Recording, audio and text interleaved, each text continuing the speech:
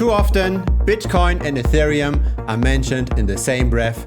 I'm very much guilty of this myself, but Ethereum has some very unique characteristics to it. Now, in this video, we are going to look at on-chain data. Data you might have not seen before, data that's specific to Ethereum and where Ethereum very much differs from Bitcoin. Have a look at this. This is the burned Ethereum since EIP 1559. So EIP stands for Ethereum Improvement Proposal, and what changed here is how gas fees and how the burning mechanism of Ethereum works. So each time you use Ethereum, some of that ETH is being burned. And in 2021, 2022, there seems to have been more burning than recently. Now the big question though is net issuance, right? How is the supply of Ethereum as a whole changing? We see here a massive change. This is when Ethereum moved from proof of work to proof of stake. Have a look at this graph. This is the graph of the website ultrasound.money, and it shows how is the Ethereum net supply developing over time. And this shows that since the merge at the current rate, the number of Ethereum that are circulating is contracting by 0.214% per year. Now imagine that merge would have never happened. The Ethereum supply then would have expanded by 3.1%. Now this sounds all rosy and everything,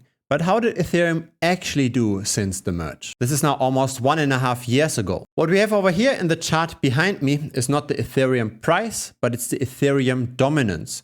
So I like to look at how big is Ethereum in the entire crypto space, because crypto as a whole sometimes expands, sometimes contracts. But the question is, the improvements that happen to individual cryptocurrencies, do they help gaining more traction within crypto? The vertical line is the merge, and unfortunately, Ethereum underperformed the rest of crypto. Not just Bitcoin, but all of crypto, so the altcoins included as well. So what happened here? Why did the improvements in tokenomics not let Ethereum outperform? Let's have a look at the number of transactions on the Ethereum network. Each bar here is a month, and we had massive growth in 2016 and 17, then a bit of a slowdown in growth, but still growth until 2021. And since 2021, we're going sideways because a lot of transactions are now moving to the cheaper layer 2 scaling solutions like Optimism and Arbitrum and Polygon. Here's the number of active addresses on Ethereum. Now this stopped growing already since the end of 2017.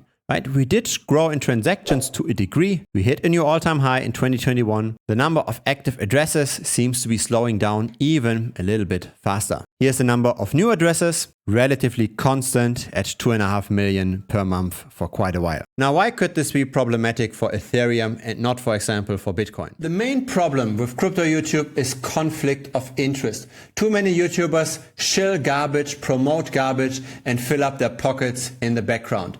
Not this channel. Instead, there's simply the offer where I share my skills, my perspectives to you, and where I also share direct access to me, where you can ask me any questions. Feel free to check it out. The premium membership link is down below. I have the impression Ethereum lost its narrative. It used to be all about transactions, about smart contracts, about programmable money. Now it's turning into the ultrasound money. But the question really is Ethereum a store of value? That position is already taken by Bitcoin, right? Bitcoin is way more stable over time. It doesn't change as much. If you simply just want to park your money in crypto, then you go with Bitcoin. If you want to get the newest technology with a lot of upside, then probably Ethereum is already too large for this, and probably you go into smaller coins. Here's Ethereum's on-chain volume over time. Again, every bar here is a month, and it is super interesting how those peaks align. The peak at the end of 2017 and the peak in April of 2021. This very much aligns with the price peaks as well. First peak here, second peak here. We've got a compounding effect here. So Ethereum's on-chain volume goes up because the price of ETH goes up, but also because the number of transactions are going up. Once the price goes down and the volume goes down, we've got a real collapse of volume. The bear market in 2023 wasn't as bad, relatively speaking, to 2019. We are still pretty far away from the bull market levels right now. Now I think this chart tells a story why there is less and less interest in ETH. This shows the revenue of the Ethereum block validators. And as we know, Ethereum moved from proof of work to proof of stake. Now you need way more people to get involved in ETH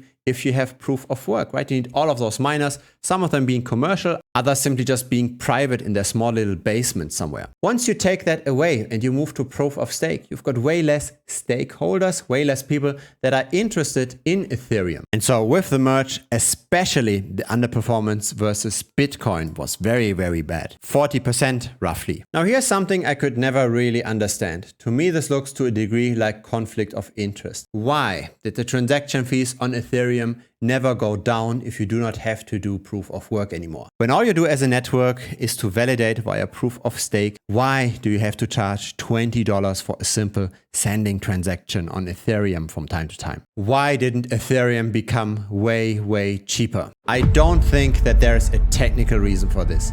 I think this is conflict of interest by the current holders of Ethereum that wanted to get, again, continued return on their ETH. And so here's why this underperformance is especially concerning. The staked Ethereum as a percentage of all of Ethereum tended to trend upwards quite a bit, from 15% all the way to 24%. So that ETH isn't going to be sold anytime soon. That is locked. So the supply somewhat contracted, some more supply got locked up, and still ETH did very, very poorly against Bitcoin. There might even be more sell pressure for Ethereum because still a lot of the supply of ETH is in profit. It's at maybe 85% or so. And yes, bull markets can build on top of each other. They can accelerate for a while. We can be even at 100% for a while, but still, I'm more of a fan of buying an asset when the majority of people are in losses, not when they are in gains. So feel free to call me a Bitcoin maximalist.